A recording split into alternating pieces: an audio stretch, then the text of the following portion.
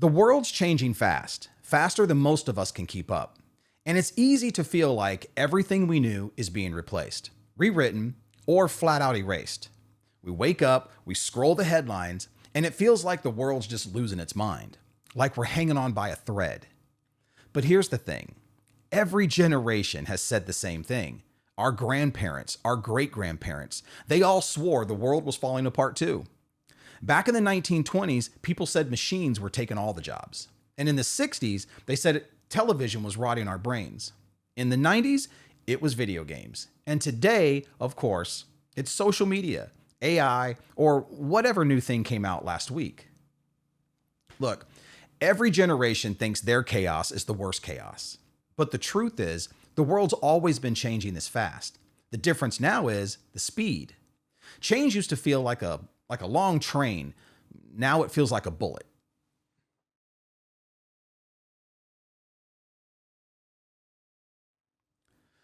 Let's start with technology. Take Hyundai, for example. They're now locking DIY owners out of their own brake repairs. You literally can't fix your own car without their permission. That's not what I call progress. That's a form of unfortunate control. And it shows what happens when technology outpaces understanding. Humans and tech, well, we're supposed to work hand in hand, but that only works if humans keep learning, keep adapting, keep wanting to understand. The more we lean on convenience instead of comprehension, the wider the gap becomes. And when the gap gets too wide, well, the people who build the tools stop trusting the people who use them. So they build things to lock you out that need licenses, subscriptions, tech support, and service providers just to exist. It's not just your cars. It's your phone, your TV, your home, your data, your life. We're trading freedom for convenience and calling it innovation.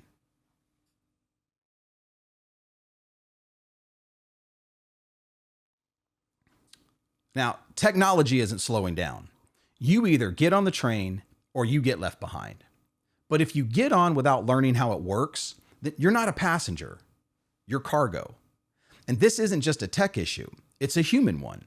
It's cultural, emotional, generational.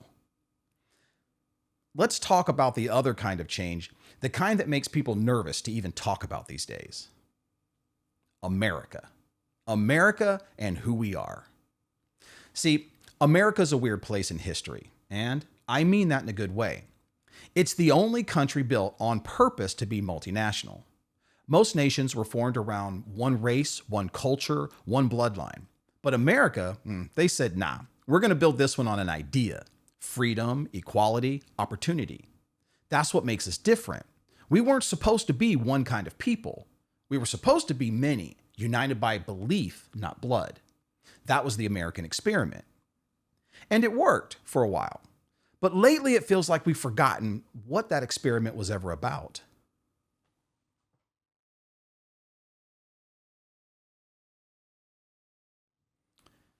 You can feel it in the air.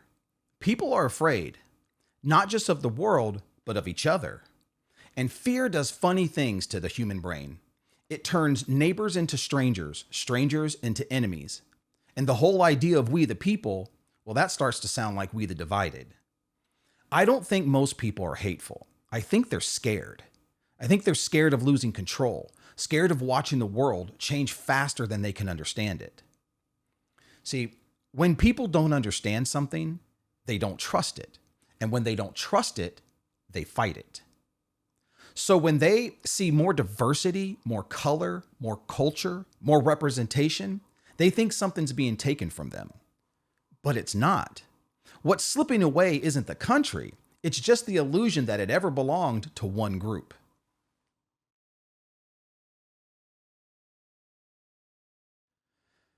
No child is born hating. That means hate has to be taught or caught somewhere. See, watch kids play. They don't care who's what color or what name's on a shirt. They care about who's fun to play with. They don't hate until somebody teaches them. But adults, man, we walk around acting like the world's out to get us. Stranger danger everywhere we turn. And sure, bad things happen, but not nearly as much as people think. I've met random humans all over the world, and I've never been jumped, attacked, or hunted by them. I've been surprised, I've been humbled, and I've also been welcomed. So, if fear isn't coming from experience, then where's it coming from?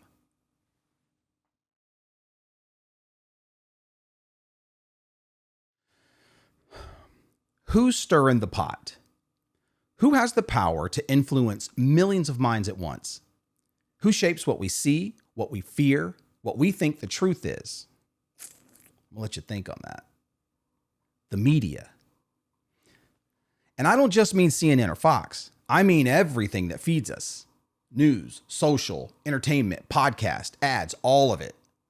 It's the spoon and it's stirring constantly. The question isn't just what the media says, it's who owns it. There used to be dozens of companies, each with their own storytellers, their own values, and their own way of seeing the world. That was variety, and variety is the foundation of freedom. But today, that variety is disappearing. Back in 1983, about 50 companies controlled 90% of US media. Now, 6 do. 6 companies control almost everything you see, read, and hear. When a few hands control that much information, you don't get balance. You get bias, even if it's unintentional. Choice doesn't vanish overnight. It just becomes an illusion. You still feel like you have freedom. You just don't have anywhere left to exercise it.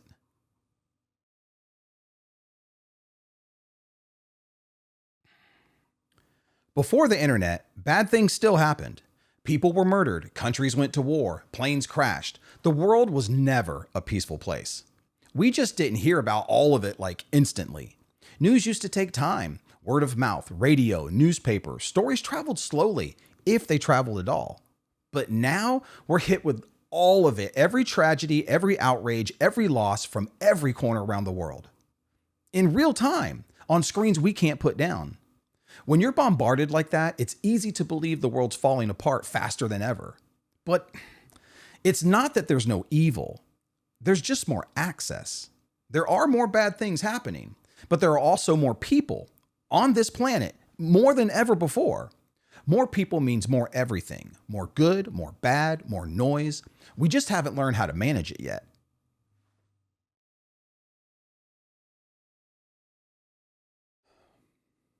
$8 billion people, all connected, all talking, all reacting. No wonder our heads are spinning. And when we can't manage the chaos, our minds start to slip.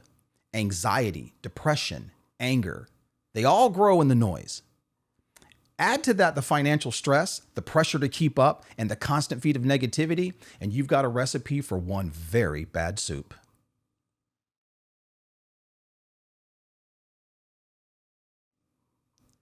We have a lot of problems to solve, no question.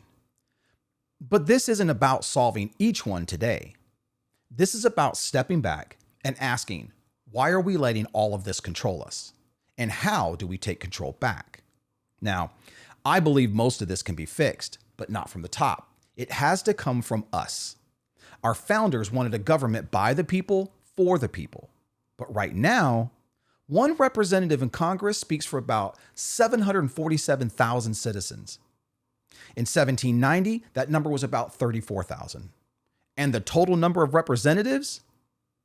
Still the same. Still the same as it was over a century ago.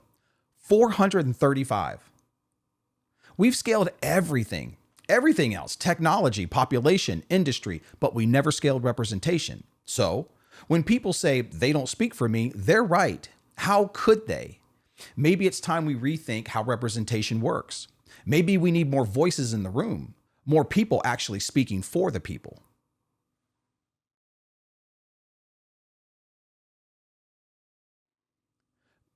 But before we can fix anything, we've got to admit something. We gave up control. We got comfortable. We started waiting for someone else to carry our share. I learned in the military that when a group carries something heavy, it only works if everyone pulls their weight. If a few people slack off, the rest of the team struggles. And if enough people quit, the mission fails. That's where we're at right now. Half the country's watching, a few are working, and too many are arguing. We have to get back to pulling together, not because it's easy, but because the alternative is chaos.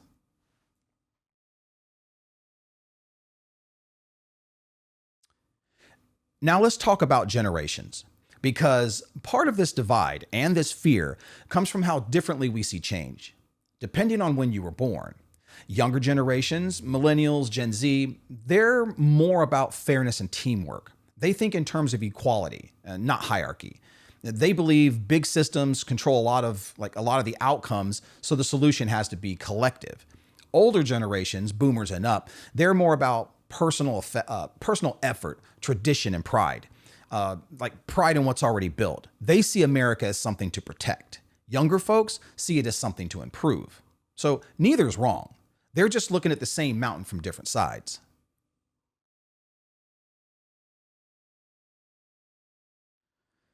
And that's the real trick. Realizing we're not fighting each other, we're fighting our fear of each other. Every generation thinks the next one is lost, and every generation is a little right, because the world keeps moving faster. Change feels different depending on where you're standing, and the older you are, the faster it feels. The younger you are, the more normal it feels. But either way, it's still the same story.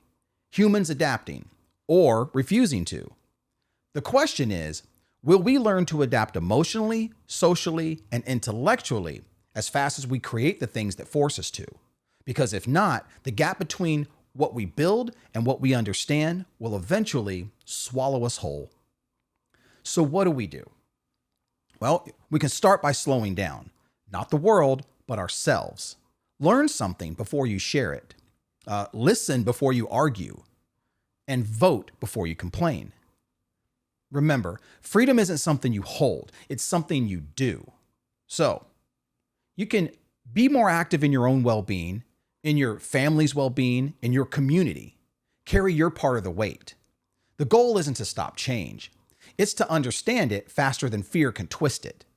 Because the world's not falling apart. It's just evolving faster than our comfort zones. If we can learn to question what divides us as quickly as we refresh our feeds, we might just find a balance again. Change has always been the constant, but understanding, that's the part we keep running from. So, maybe that's where we start. Because if you know what your problem is, you don't really have a problem. You just have work to do.